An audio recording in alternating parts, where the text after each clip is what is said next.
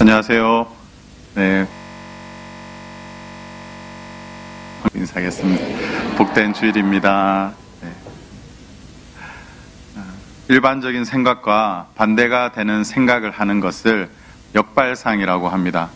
거꾸로 생각해 보는 거죠. 역발상의 몇 가지 예를 들어드리도록 하겠습니다. 미국 델타 항공사의 스튜디오스로 일하고 있는 피어스 본이라는 자매가 있습니다. 2018년 12월 24, 25일 그때가 황금 연휴죠. 네.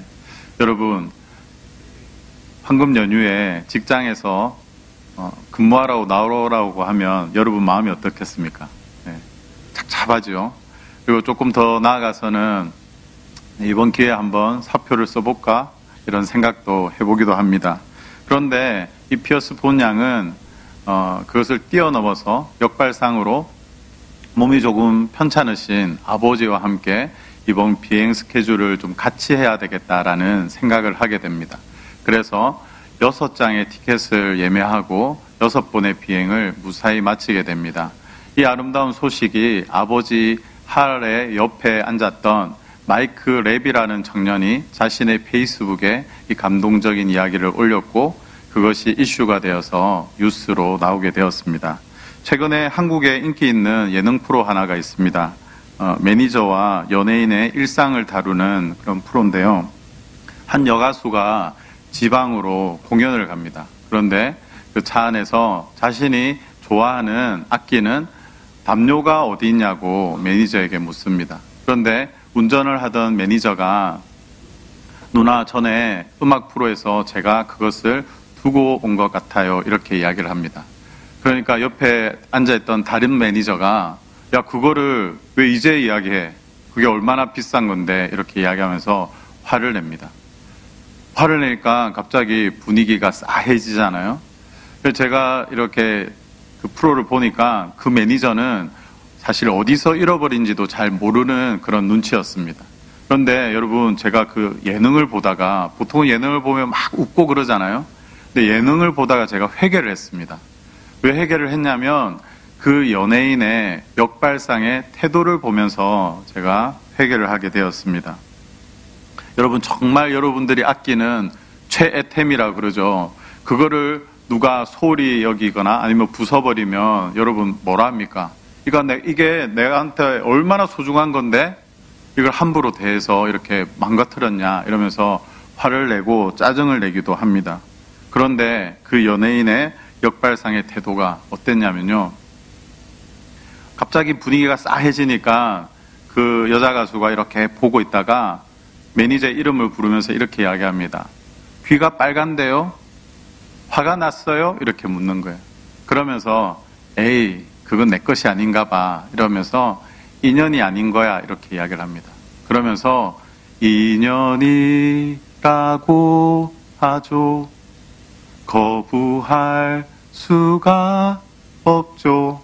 이러면서 잃어버렸으니까 내 것이 아니야. 인연이 아닌 거야. 이러는 거예요. 그러니까 화를 냈던 그 매니저도 피식 웃게 되고 운전을 하는 그 매니저도 안도의 한숨을 쉬는 것을 제가 보았습니다.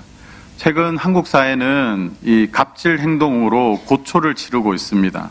그러나 충분히 화를 낼 수 있고 혼을 낼 수 있는 부분이 보이는데도 그냥 넘어가는 모습을 보면서 역발상의 힘을 보게 되었습니다.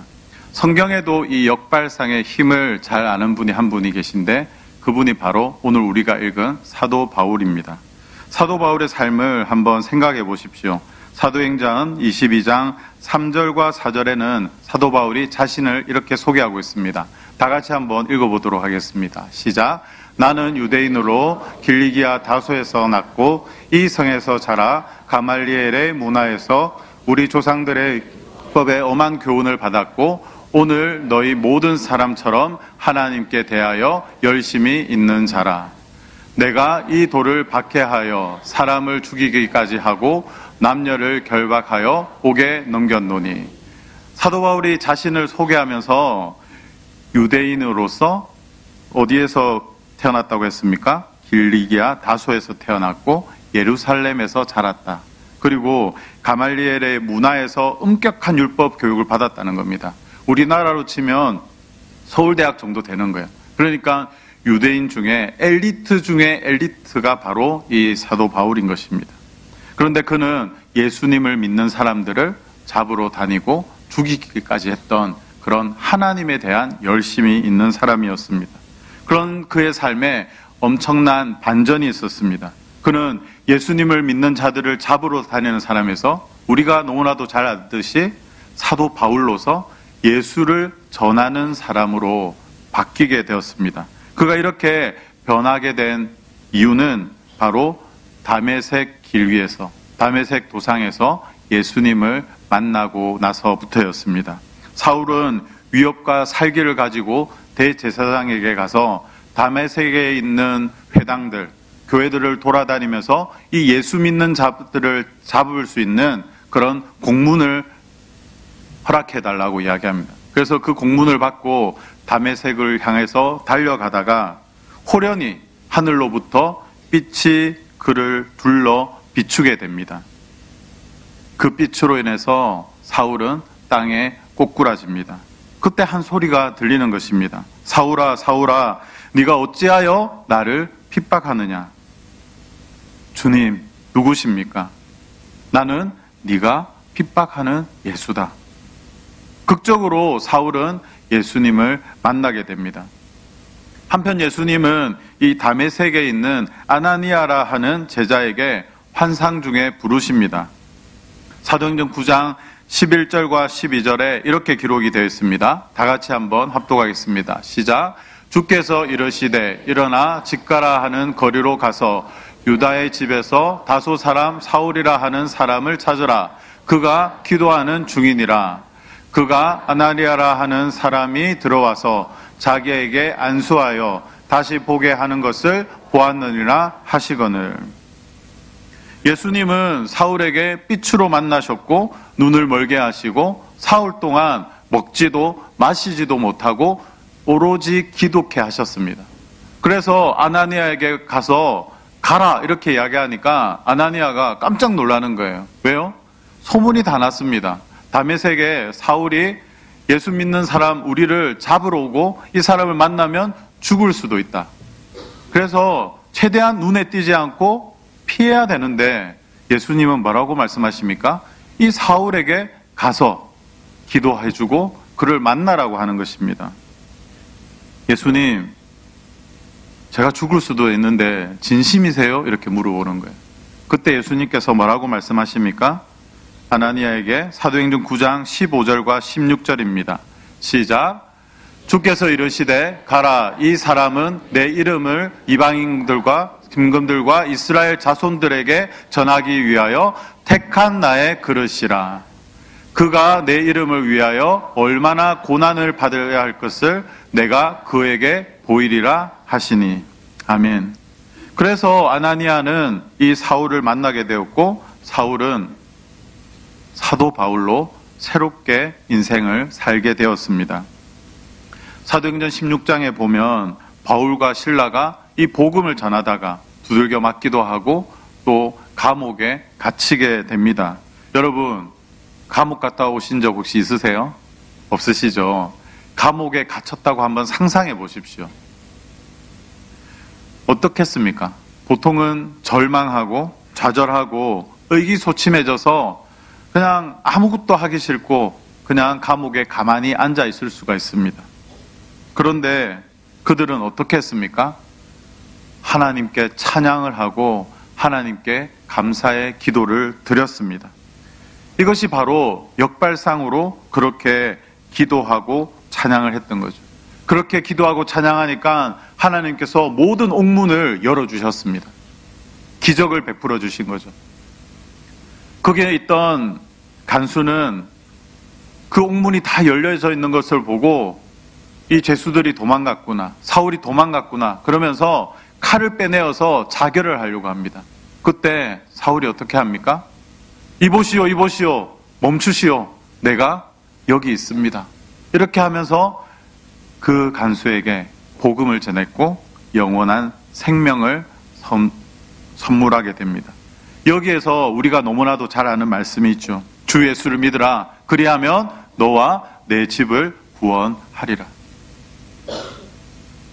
간수는 이 바울의 기도를 통해서 예수님을 믿게 되었고, 그리고 그의 집으로 돌아가서 그의 가정이, 그의 집에서 일하고 있는 모든 사람들이 예수님을 믿게 되는 그 계기가 오늘 감옥에서 일어나게 되었다라는 것입니다. 또한 사도 바울은 감옥에서 옥중서신이라고 하는 하나님 앞에 편지를 쓰게 됩니다. 에베소서, 골로새서, 빌레몬서, 빌립보서가 이 바로 편지입니다. 오늘 우리가 읽은 이 빌립보 교인에게 보내는 이 편지도 지금 21세기를 살아가고 있는 오늘 우리가 이 본문을 읽어도 얼마나 많이 은혜가 되는지 모르겠습니다. 사도 바울이 이렇게 믿음의 역발상으로 살아갈 수 있었던 그 삶의 이유가 어디에 있을까요? 오늘 우리가 읽은 빌립보서 1장 29절을 보면 그것을 알 수가 있습니다. 다 같이 빌립보서 1장 29절을 다 같이 읽어보도록 하겠습니다. 시작. 그리스도를 위하여 너희에게 은혜를 주신 것은 다만 그를 믿는 뿐만 아니라 또한 그를 위하여 고난도 받게 하려 하심이라. 사도 바울은 오늘 이 29절에서 특이한 이야기를 합니다. 하나님이 너희에게 은혜를 주셨는데 예수를 믿는 은혜를 주셨다. 또한 예수를 위하여 고난을 받는 은혜를 주셨다. 이렇게 이야기하고 있습니다. 사도 바울은 이 고난에 대해서 분명하게 자신의 안에서 정의를 하고 있습니다. 예수님께서 아나니아에게 말씀하셨던 거 기억나시죠? 그가 내 이름을 위하여 얼마나 많은 고난을 받아야 할지를 내가 그에게 보이리라.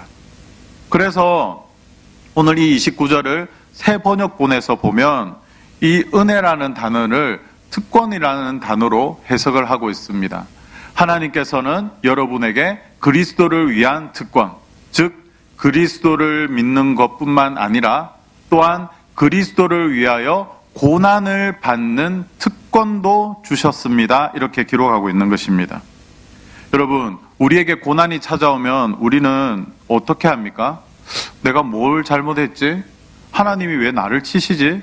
나는 나름대로 성가대도 하고 주일학교 봉사도 하고 헌금도 많이 하고 엄마 아빠 말씀 잘 들으면서 공부도 열심히 하는데 나는 왜 이렇게 힘들지? 그래서 어떤 경우에는 환경 탓도 하지만 엄마 탓도 하고 그럽니다. 엄마는 왜 나를 낳으셨어요? 이러면서 따지기도 하고 또 당신 때문이야 이렇게 이야기하기도 합니다. 그렇게 원망하며 예수님을 믿으면 좀 승승장구하고 잘 돼야 되는데 왜 우리에게 그렇게 고난이 찾아올까? 이런 생각을 하게 됩니다. 그런데 오늘 고난의 역발상, 그리스도를 위하여 고난을 받는 은혜, 고난을 받는 특권이라는 것입니다. 우리는 불만하고 불평하고 왜 이렇게 나한테 힘든 일이 생길까? 질문만 했는데 오늘 성경은 이 고난이 그리스도 안에서의 은혜, 그리스도 안에서의 특권이라는 것입니다. 여러분, 특권이 뭡니까? 특별한 권리라는 뜻이죠. 오늘 우리가 읽은 이 개역개정에서는 이것을 은혜라고 했다고 했습니다. 아무나 이 은혜를 누리는 것이 아닙니다. 잘 생각해 보십시오. 오늘 사도 바울이 뭐라고 말하고 있습니까? 이 특권은 여러분에게 그리스도를 위한 특권, 즉 첫 번째가 무엇입니까? 예수 그리스도를 믿는 것이라고 이야기하고 있습니다. 그렇구나. 예수 그리스도를 믿음 안에서 우리가 있으면 고난이 찾아올 때 그것 또한 우리가 은혜를 누릴 수 있는 특권이라는 것이죠. 그래서 은혜는 특별한 권리인 것입니다. 믿는 우리가 할 수 있는 것이라는 것이죠. 이 특별한 권리인 이 은혜가 여러분 가운데 있기를 소망합니다. 아멘. 고난 중에 있으십니까? 육신의 병에 아픔에 있으십니까? 사업에 아픔이 있습니까? 어려움이 있습니까? 환경에 어려움이 있습니까? 이때 잘 생각하십시오. 절망할 때가 아닙니다. 이 모든 것이 그리스도 안에서 특권이라는 믿음의 역발상을 해야 하는 것입니다. 오늘 제목이 그리스도의 복음에 합당하게 생활하라입니다. 제가 제주도에서 군 생활을 했는데요. 보통은 군대 안에 교회가 있습니다. 그런데 제가 이 군대 가보니까 부대 안에 교회가 없는 거예요. 얼마나 예배를 드리고 싶습니까? 그죠? 그래서 하는 수 없이 밤에 자면서 이불을 덮어쓰고 후레쉬를 켜고 성경을 읽고 또 아침에 일어나서 걸레를 빨러 가가지고 혼자 몰래 성경을 읽었던 적이 있습니다. 근데 제가 그때 군대에서 이 성경을 읽으면서 빌립보서 1장 27절 말씀을 읽으면서 그리스도의 복음에 합당하게 생활하라 이 대목에서 너무 놀래가지고 제가 성경을 떨어뜨렸습니다. 제가 군대에 있으면서 하나님 왜 나를 이렇게 괴롭히시냐고. 저는 군대에서도 하나님을 예배하는 사람으로 살고 싶은데 왜 군대에 교회가 없습니까? 이러면서 그런 환경을 바라보면서 불만과 원망이 섞여 있는 저에게 이 말씀은 정말 생생하게 저의 영혼을 두드렸습니다. 그래서 제가 할 수 있는 선에서 최선을 다해서 그리스도의 복음에 합당하게 생활하려고 애를 썼던 적이 있습니다. 사랑하는 성도 여러분, 그리스도의 복음에 합당한 삶이 과연 무엇일까요? 보통은 이렇게 생각할 수가 있습니다. 전도하는 삶. 복음은 좋은 소식, 기쁜 소식 아닙니까?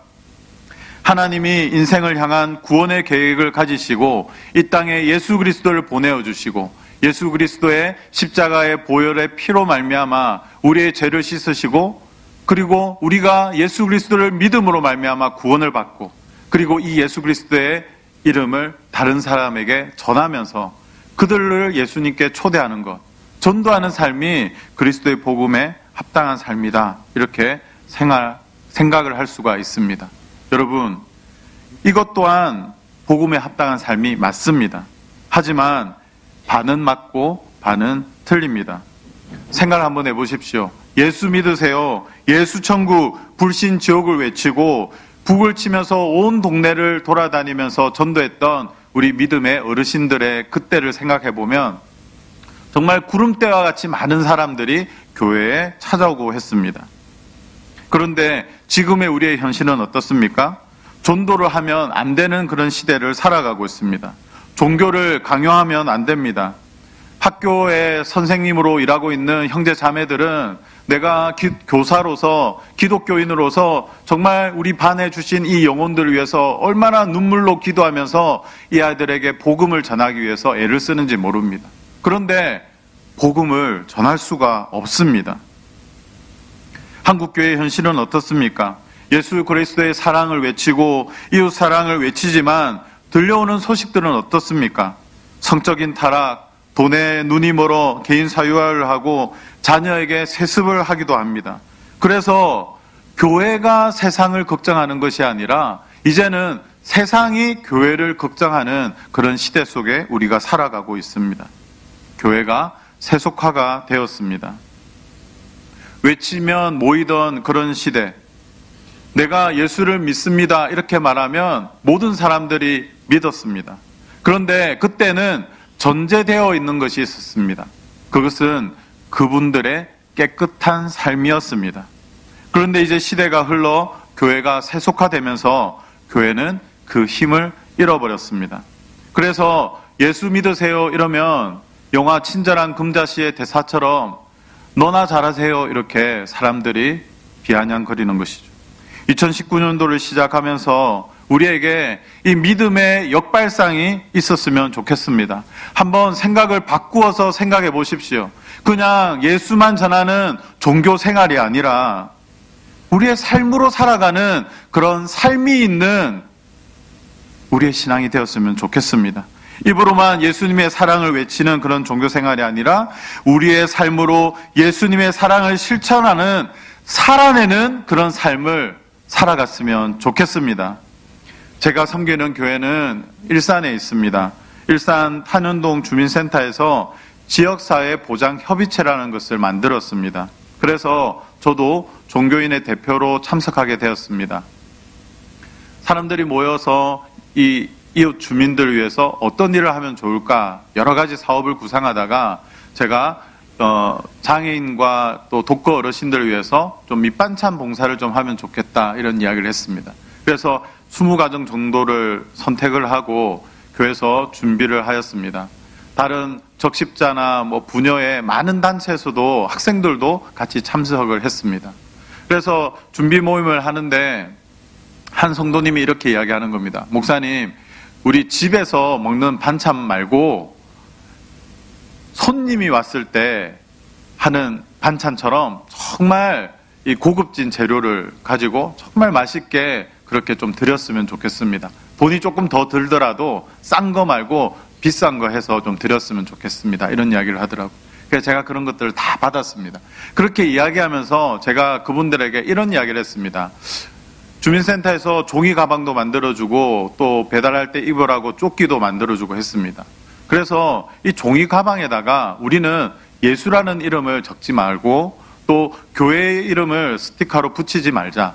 그리고 배달하면서도 어디에서 왔습니까? 이렇게 물어보면 교회에서 왔습니다 이야기하지 말고 주민센터에서 왔습니다 하고 그냥 전달해 줍시다. 제가 이렇게 이야기를 했습니다. 그렇게 이야기하니까 한 성도님이 아니 목사님, 그래도 교회가 돈을 들이고 우리가 시간을 내어서 이렇게 하는 거는 예수님을 전하기 위해서인데 아니 뭐 예수라는 단어도 쓰지 말고 스티커 교회 홍보도 하지 말고 교회에서 왔다고 말도 하지 말고 그렇게 하면 왜 우리가 이런 사업을 하냐고 이렇게 이야기를 하시더라고요. 그래서 제가 이런 말씀을 드렸습니다. 지역사회와 함께 일을 할 때 그들에게 종교를 강요하면 안 됩니다. 수많은 종교인들과 또 신앙이 없는 많은 봉사자들이 모여서 함께 하는데 우리 기독교만 이렇게 나타낼 수가 없습니다. 또한 밑반찬을 받는 그분들이 주민센터하고는 연계가 잘 되어 있기 때문에 주민센터에서 왔습니다 하면 편안한 마음으로 열어주는데 교회에서 왔습니다 이러면 내가 왜 교회에서 반찬을 얻어먹습니까? 내가 거지냐고 이러면서 마음이 상할 수 있기 때문에 우리는 이웃에 있는 독거노인 어른들과 그리고 장애인들의 힘듦을 조금 들어주고 또 건강만 생각하면 좋겠다 하고 이 사업을 진행했습니다. 시간이 지나면서 놀라운 일들이 생겼습니다. 저희는 복음을 전하지 않았는데 배달 사업을 시작하고 몇 주가 지나지 않아서 지역 신문에 그리고 인터넷 신문에 기사로 나갔습니다. 이게 무슨 일인가 하고 알아보니까 주민센터에서 보도자료를 냈더라고요. 그리고 받는 분들이 주민센터 직원한테 전화해서 물어봅니다. 그때 배달해온 이 반찬 이거 어디서 주는 거예요? 이렇게 묻는 거예요. 여러분 왜 질문하겠습니까? 맛있으니까요. 네. 이 사업을 시작하고 어떤 어르신은 밥을 제대로 잘 못 드셨는데 2kg가 찌셨다고 그런 이야기도 제가 들었습니다. 묻고 관심을 가지는 거예요. 그런 소문이 나고 한 2년 이렇게 시간이 지나니까 예수를 믿지 않는 이 사회복지사 직원이 저한테 이런 말을 합니다. 한 번은 목사님, 이게 반찬 배달할 때 교회 스티커 큰 거 하나 이런 거 딱 붙여야 포교도 되고 그럴 거 아닙니까? 그런데 그냥 이렇게 갖다 주면 되겠냐고 이렇게 이야기하더라고요. 깜짝 놀랐습니다. 교회도 안 다니는 사람이 저보고 그런 걸 붙여가지고 전도해야 되지 않냐고 건의를 하는 것에 깜짝 놀랐습니다. 지역에 소문이 났습니다. 이 교회는 정말 지역에 관심을 많이 가지고 있는 교회구나.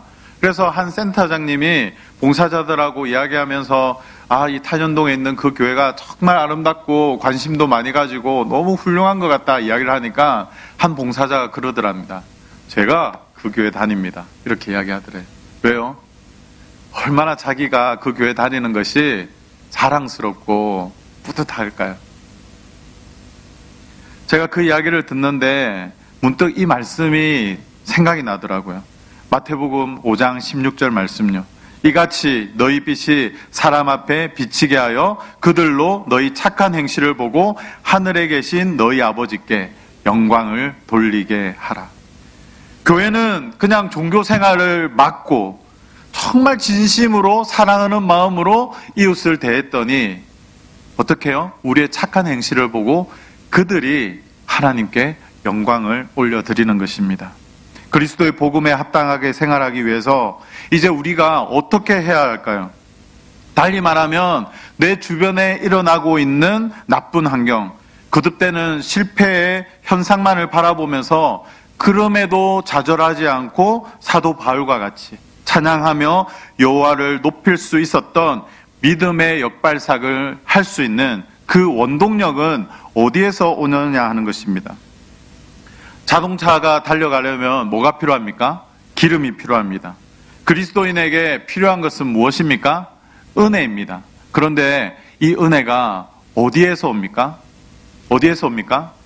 이 들려진 하나님의 말씀을 통해서 그 은혜가 온다는 것입니다. 사도 바울은 사도행전 20장에 이렇게 표현하고 있습니다. 성도들을 향해서 헤어지면서 그리워하면서 뭐라고 부탁하냐면 은혜의 말씀에 부탁한다, 이렇게 표현하고 있습니다. 지금 내가 여러분을 주와 및 그 은혜의 말씀에 부탁하노니 그 말이 여러분을 능히 든든히 세우사 거룩하게 하심을 입은 모든 자 가운데 기업이 있게 하시리라. 할렐루야. 우리가 정말 하나님의 말씀을 붙잡고 믿음의 역발상으로 삶을 살아갈 수 있는 그 원동력은 어디에서 옵니까? 돈요? 권력요? 아닙니다. 어디에서 옵니까? 하나님의 말씀 안에서 오는 것입니다. 우리 옆 사람과 이렇게 인사하겠습니다. 말씀을 붙잡읍시다. 네. 또 이렇게 인사하겠습니다. 믿음의 역발상으로 살아갑시다. 내 자동차를 달려가게 할 수 있는 이 원동력인 하나님의 말씀을 우리는 가득 채워야 되는 것입니다. 여러분, 주유소에 가서 아저씨 10,000원만 넣어주세요 이렇게 하면 우리가 얼마까지 갈 수 있습니까? 10,000원치밖에 못 가는 거예요. 우리가 한 해를 시작하면서 멀리 가기 위해서는 어떻게 해야 돼요? 가득 하나님의 말씀을 가득 채워야 되는 것입니다. 여러분의 예배를 통해서, 여러분의 가정에서 큐티하며 하나님 앞에 말씀으로 나아갈 때 그 모든 것이 하나님의 은혜로 채워지기를 소망합니다. 여러분의 삶이 무너져 있습니까? 여러분의 삶을 일으키는데 필요한 것은 하나님의 말씀입니다. 하나님의 말씀으로 여러분의 삶이 회복되기를 소망합니다. 약속된 은혜의 말씀이 2019년도를 시작하는 저와 여러분에게 있기를 소망합니다. 사랑하는 성도 여러분, 제가 서두에 말씀드린 휴가를 가족과 보내야 되는데 일을 하게 된 피어스 본 양은 역발상으로 아버지와 비행을 같이 하면서 잊지 못할 추억을 만들어냅니다. 한 연예인은 아끼고 정말 좋아하는 그 물건을 잃어버리고도 화가 날 수 있는 상황임에도 불구하고 역발상으로 이것은 내 것이 아니야 라는 말로 자신의 감정을 지켰고 또 사람을 얻었습니다. 사도 바울은 감옥이라는 힘든 상황 속에서도 역발상으로 그곳이 기쁨의 장소가 되었습니다. 고난이 고난으로 남아있지 않게 하고 믿음의 역발상으로 사도 바울은 그리스도의 특권, 그리스도인만이 누릴 수 있는 그 은혜를 누렸던 것입니다. 사도 바울의 삶이 우리의 삶이 되기를 소망합니다. 아멘. 우리의 환경을 한번 돌아보십시오. 환경을 보면 우리는 절망할 수밖에 없습니다. 좌절할 수밖에 없습니다. 그러나 말씀의 은혜 속에서 그 환경을 바라보십시오. 그리고 믿음의 역발상으로 그 환경을 거꾸로 보십시오. 그것은 우리에게 그리스도께서 우리에게 허락하신 특별한 은혜를 누릴 수 있는 때라는 것을 기억하시고 그 특권을 누리시는 모든 강성의 성도님들이 다 되시기를 소망합니다. 아멘. 제가 이번 설교를 준비하면서 한번 상상을 해봤습니다. 이 사도 바울이 이 감옥에 갇혀서 바울과 실라가 찬양을 하고 기도를 했다고 하는데 도대체 무슨 찬양을 했을까? 어떤 찬양을 했을까? 제가 상상을 하면서 떠올려진 찬양이 하나 있습니다. 한번 가사를 띄워주시겠습니까? 가사를 보면요 이렇게 되어 있습니다. 감사해. 시험이 닥쳐올 때, 여러분 시험이 닥쳐오는데 우리가 어떻게 감사를 합니까? 이 사도 바울은 역발상의 그 은혜를 아는 거죠. 감사할 수 있는 이유가 무엇입니까? 두 번째 보면 주께서 인도하시니 두려움이 없네. 모두 감사해. 어떻게 모두 감사할 수 있습니까? 절망 속에서도 어떻게 우리가 모두 감사할 수 있습니까? 새 힘을, 새로운 용기를 주시니 누가 용기를 주세요? 예수님이 주시는 겁니다. 승리하리라. 보통 우리가 이 승리하면 이기는 거, 좀 못하다가 공부를 잘하게 되는 거, 사업을 좀 못하다가 사업이 성공하는 거, 이게 이기는 거라고 생각합니다. 그런데 이 승리는요, 저는 오늘 이렇게 생각합니다. 견뎌내는 거. 우리가 여러분 힘들고 어렵고 눈물 없이는 못 되는 그런 시간 속에서도 우리는 예수님 때문에 그것을 견뎌낼 수가 있는 것입니다. 오늘 우리에게 주신 이 사도 바울의 역발상의 믿음, 그리고 오늘 이 찬양의 가사를 잘 생각하시면서 우리 함께 찬양하고 기도하는 시간 가지도록 하겠습니다. 우리 찬양하겠습니다.